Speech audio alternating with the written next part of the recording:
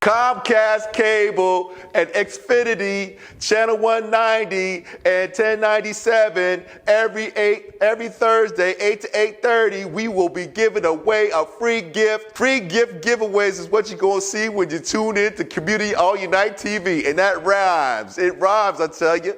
We're going to be doing it every Thursday, 8 to 8:30 on 1097 and 190. That's channels there. I'm talking about channels. And Comcast Cable and Xfinity. You best believe it. We finally made it back. Community All Unite TV is about to hit the airwaves again on channel 190 and 1097. 190 and 1097. We're going to be every Thursday from 8 to 8:30. We're going to be bringing craziness to you. We're going to give you information about health and wellness, entrepreneurship, arts and acting and all of that. So please stay tuned. Thursdays from 8 to 8:30. Channel 190 and 1097. Comcast Cable, Xfinity TV. Comcast Cable and Xfinity TV.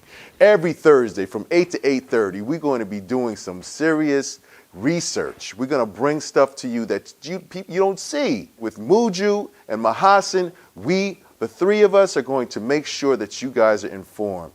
Community All Unite TV, coming to a city near you, buddy. Community. It's a fight now. Right now. It's a fight now. Community. It's a fight now. Head high, get ready for a fight now. It's a fight now. Eyes wide, it's now. It's a fight now. It's a fight now. Just remember and fill your heart with love now. In your truth, you find is the key now. Reach your fear and you will all be free now. Community, it's time to get better. You can't avoid it, we're all in this together. Head high, fill your heart with love and light now. Come together and it will be alright now. Come together, you can't run forever. Come together, it's now or it's never. Community, kids are dying in the streets now. Change your mind, unity is all we need now. Community, kids are dying in the streets now. Change your mind, unity is all we need now. Change your mind, unity is all we need now. Change your mind, unity is all we need now. Change your mind, unity is all we need now. Change your mind, unity is all we need.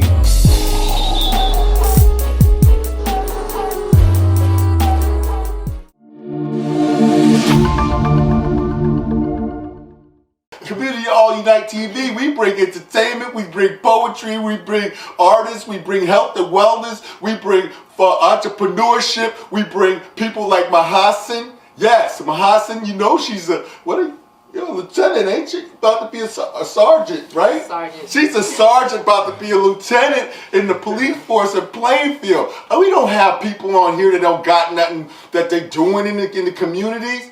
You think I'm not? Chris Sanders is the president of Wisdom Shapes Minds Community Development Corporation, and the Wisdom Shapes Minds sponsors this show right now. That means that I'm working hard to make sure you get this educational content on Comcast Cable Channel 190 every Thursday from 8 to 8:30. All right, Lawrence, Pierre. Tell him, come on, Mahasin, you do the introduction, because that's Mahasin brought Lawrence to the table right now. So I'm going to do your little introduction to your friend. Yes, longtime friend, Lawrence Pierre. We go back to Seton Hall, Upward Bound together. Oh my God, I don't know how many years that's been. It's been quite some time we've known each other and always had a friendship. And you are doing such an outstanding job with your poetry, your book writing, your mentorships. Just, tell us a little bit about what you're doing now. First of all, I want to say thank you for having me. And I love what y'all doing, because we definitely need more of this in our community. This is definitely positive energy from the moment I got here. Basically, my name is Lawrence Pierre. I'm a poet. I'm an author. I wrote 3 books last year. The first one was Facts, Fiction, and Feces. This book right here, this is the merch, the shirt that she's rocking, Facts, Fiction, and Feces. And The Ghost of Basquiat's. If you don't know who Basquiat's was, basically he was an artist from the 80s. He was a trendsetter. He was actually not appreciated the way he should have been until his passing. And to me, that's one thing I do want to touch on, is that a lot of times art is not captured the way it should be. Art is timeless. And sometimes when you write or whatever it is that you do, it might not be appreciated till you're gone. And the last piece I wrote, Dead Roses, I just re-released this for Valentine's Day. I had wrote it for July 11th, 7/11, which I put on the back. Each of my books, I put some type of encrypted message. Evolve 7/11. That's my birthday. And we also know 7/11 is something that has to do with luck and all of that. Facts, Fiction, and Feces, my first piece, Inspired. I feel like poetry, writing is something that comes inspirational. It's not always just educational, but when you combine the two, it's definitely explosive. And The Ghost of Basquiat says, Twisted Tribute. The way I wrote this book was paying homage to Basquiat. So if you look at it, the word poems is crossed out. And if you read through the book itself, it's a lot of stuff that's crossed out and also darkened and bolded, and it's just reconstructed and destructed throughout the whole piece. But out of the three, I feel like right now Dead Roses needs to be one of my celebrated. Yeah, because this one I dealt with, even though it's dealing with love, it's not just the romantic feeling of love. I deal with all types of love. The love for money, the love for education, the love for food, your sins, your moral values, your lack of. I have one piece called Families First, which is basically talking about the whole concept of the EBT card and how it replaced dads and broken up families and the necessity of it, and also the stereotypes that come with it. I have a piece called Morbid Love, which is dealing about, the morbid facade of love, So it's dealing with all types of topics. It's not just dealing with love. And I chose Dead Roses to speak about the dynamics of love, It can be a dark and beautiful thing. Love is always beautiful, but it does have dark insecurities when you're not emotionally in tune with the person that you're dealing with or the thing that you're dealing with. It's nothing that no one can give you a direct answer to. It's something that's experienced. And a lot of times, people try to give you one-word proverbs on how you should view love, but every love case is different. So I'm dealing with that also. So, just submit me the topics with that. Interesting. That's very deep. Yeah, love is crazy, man. Love, I wrote a poem about that too. I remember one of the parts was saying, love has hate in it, love has friends in it, love has enemies in it. Love has got to be something that's released.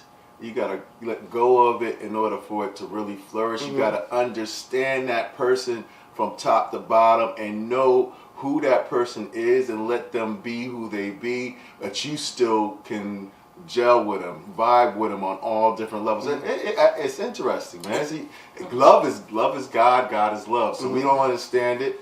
We just try to get as close to that feeling of I guess it's happiness or just a strong 100% emotion. It could be sadness. Some people just love the sadness of love. Some people are addicted to the sadness of love. I want to be happy, so I'm addicted to the happiness of love. But yeah, I love that, man. That's so is there there's poems in there, right? Yeah, these are all poems. I was saying I wouldn't recommend anyone under the age of high school, I would say, because that's when I really started to really take it serious as far as profanity and certain concepts. I wouldn't put the books in the hand of someone that's not mentally mature or that's a minor. It's something that's geared more for adult readings or at least adult ways of thinking. And when I mean adult, there's no age discrimination in what I'm trying to say. It's maturity reading. It's creative writing for creative people who think on a creative level. And just to piggyback what you said, the reason why love is such a tricky concept is because it really is an enigma. It's even with everything that you say, you could be like, you right, and then still get it wrong. You might really think you know a person, but this person might be in love with their work. Broken homes have been broken because a person loves money, or a person I love to write. So a person might feel like I'm reclusive or I'm being secluded because I'd rather just be at the library or at my desk than watching what's going on TV or engaging in certain conversations. Like, I love to read. Like, I really do love to read. I love to watch Nat Geo. I don't really watch a lot of reality TV. I don't really know what's going on. Like, as far as like that particular entertainment industry, except what people tell me. You know, I don't even really watch sports like that. Just to be relevant. But when it comes to writing, oh yeah, this is my love, you know? So you Now, really in terms of TV, when you mentioned that you don't really watch a lot of reality shows or sports or anything like that, do you think that TV or this whole social media has played a role in people not reading as much or thinking outside the box as you have done, obviously, with your writings? Definitely. And reading and the lack of wanting to know history. See, it has to be like a certain passion for intelligence. It has to be a certain passion to just want to know. People just want you to fool speed and send me a text or send me a pic. People don't really want to deep in and dive in and really know what happened in the 60s or like not the salt on the movie. Like, it was a good movie, Black Panther, but a lot of people don't even know who Huey Newton was. And it's Newton's Law.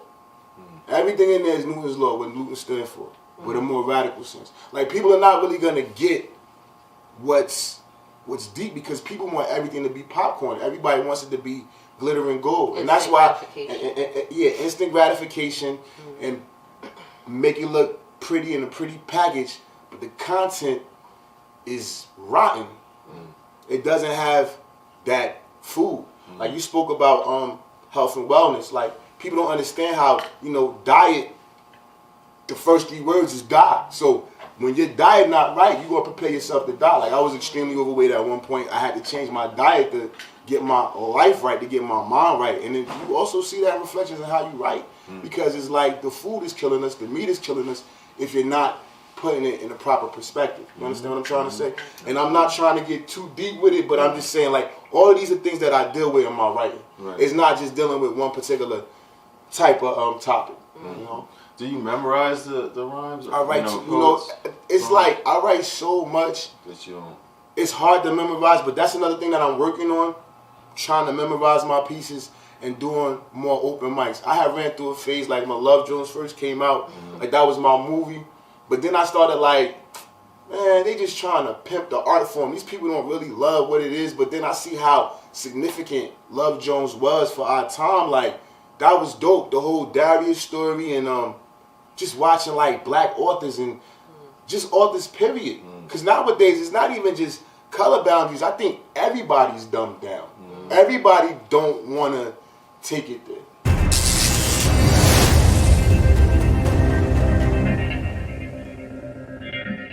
Like, everybody doesn't want to go the extra mile to think. Like I said before, everybody wants it to be handed to them. And I think that's what makes poetry so dope also, because if you're a person that have emotional issues, if you have mental issues, if you're angry, if you don't know how to express yourself, this is a good way of dealing with your stress.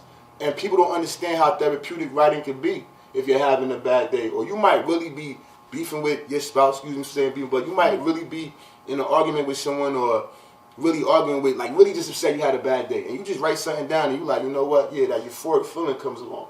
Because you just released it in a different way. Because a lot of times what comes after the rage is the regret. And people can't handle the regret. They can handle the rage, and the regret comes and it's like, damn, what did I do? And that's what I write, because you got to learn how to deal with every emotion in life intelligently. That's what makes us humans.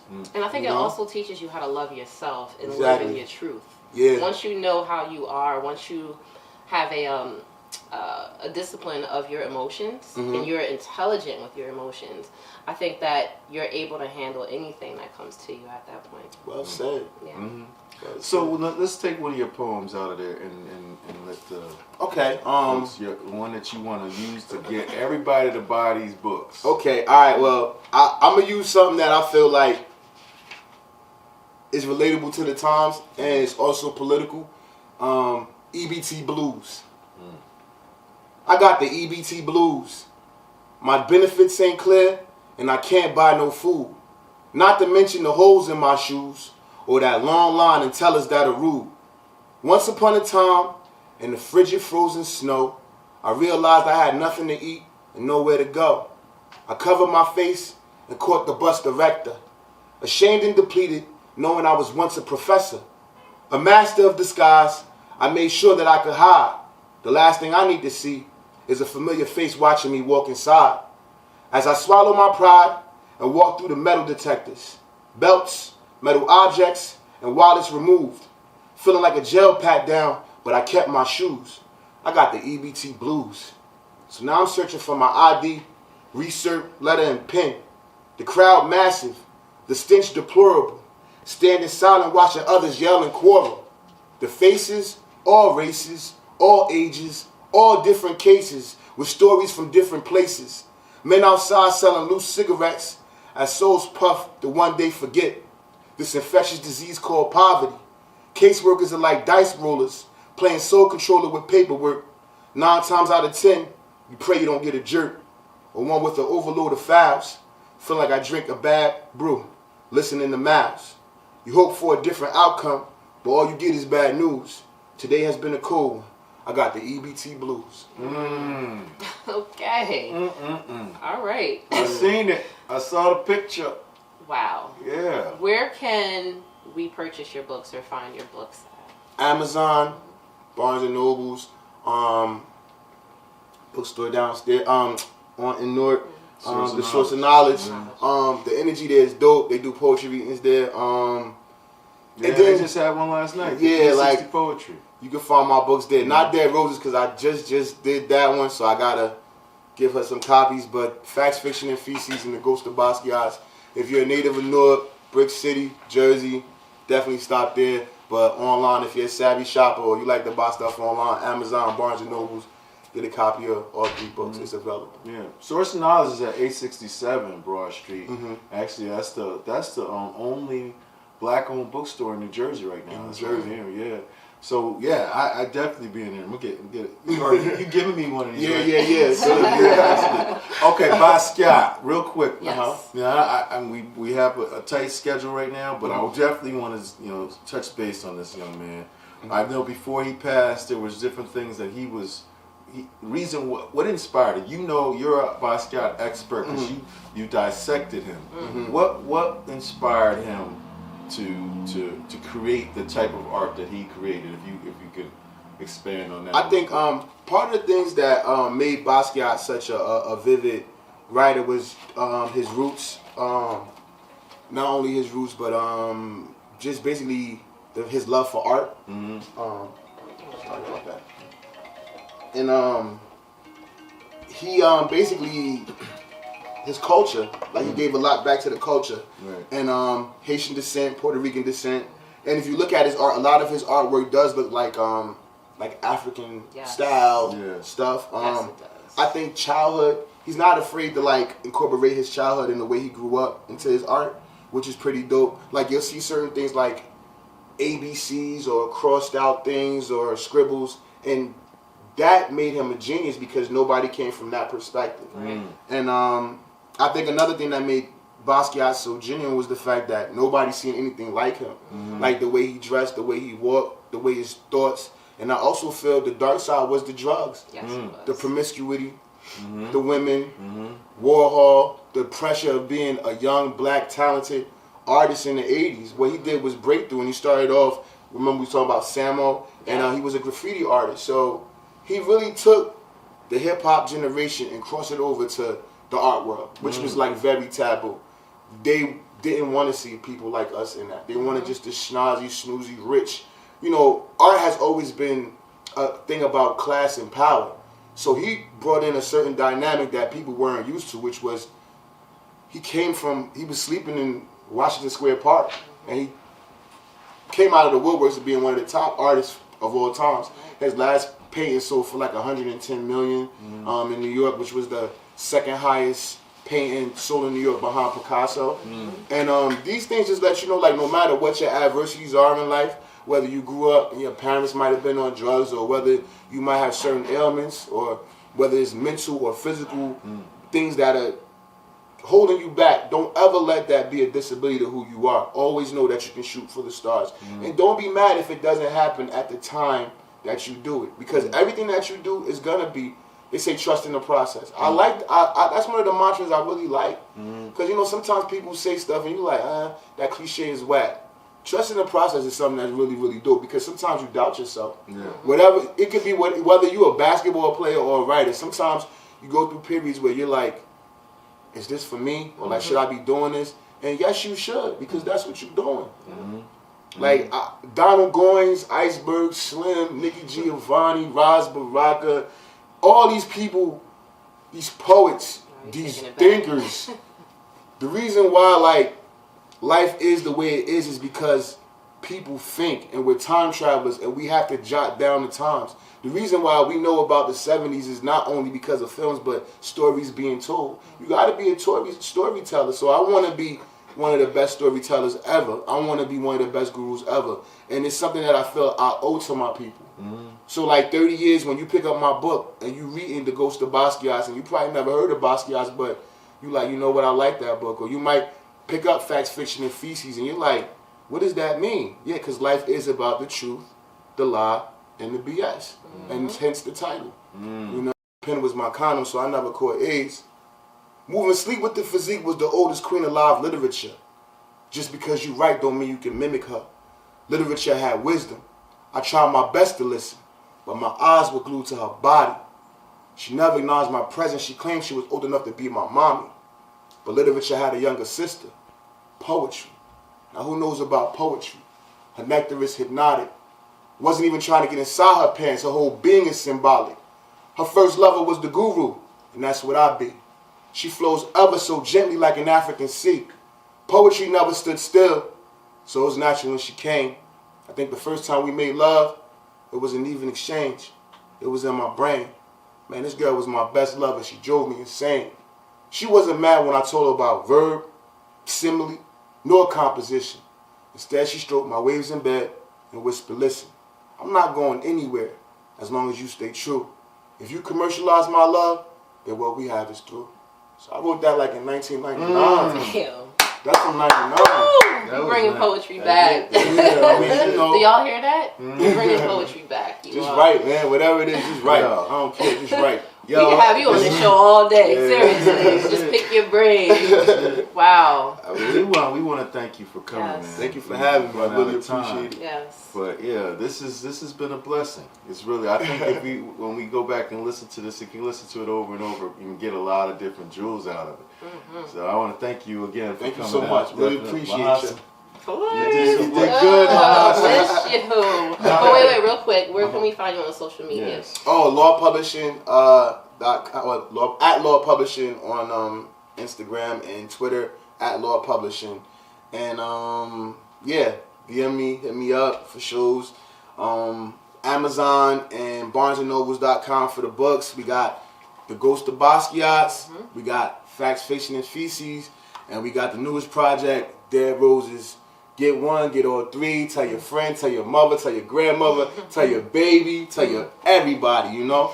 Yeah. For real though. That's it. That's right. Comcast Cable, Channel 190, every Thursday from 8 to 8:30. Community All Unite TV. And we bring in educational content. This platform is definitely for our community to come in and promote their work, and also give an educational aspect of why they're doing what they're doing, and from that perspective. Community All Unite TV, thank you for your time. And we're going to be here every month, every Thursday, 8 to 8:30. Bringing more Channel artists. 190. All right. Thank you so much, man. Thank y'all so much.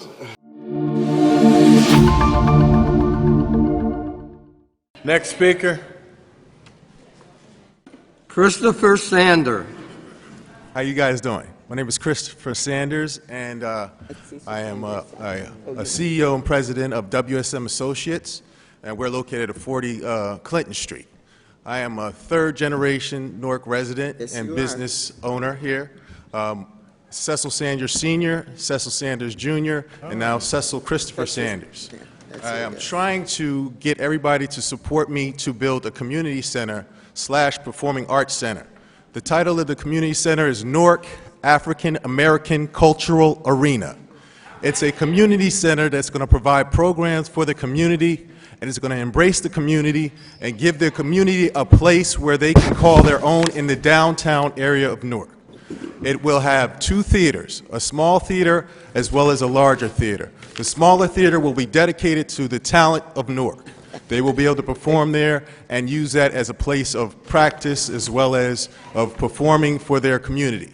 There will be a museum there. The museum will have a remembrance hall as well as a art exhibit, and you will be able to see sculptures from the community, from the talented youth in the community.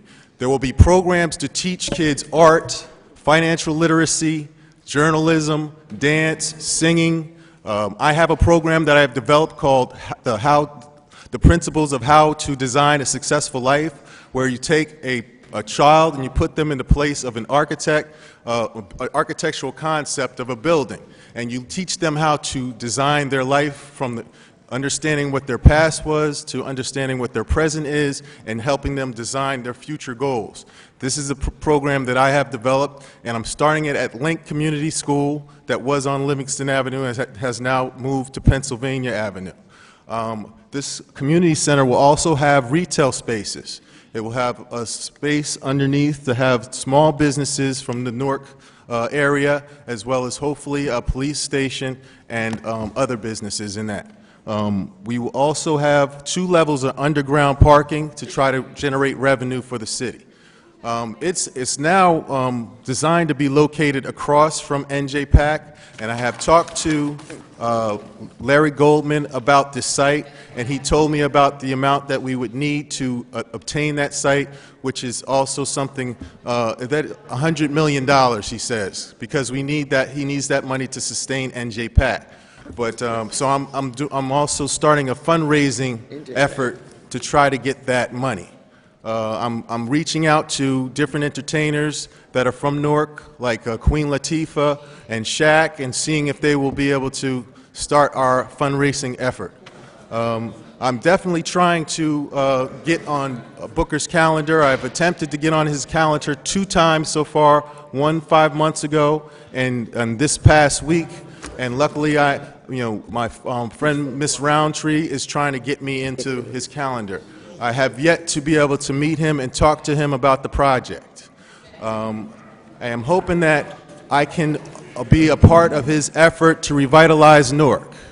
I think that with this community center, with that location, we can start trying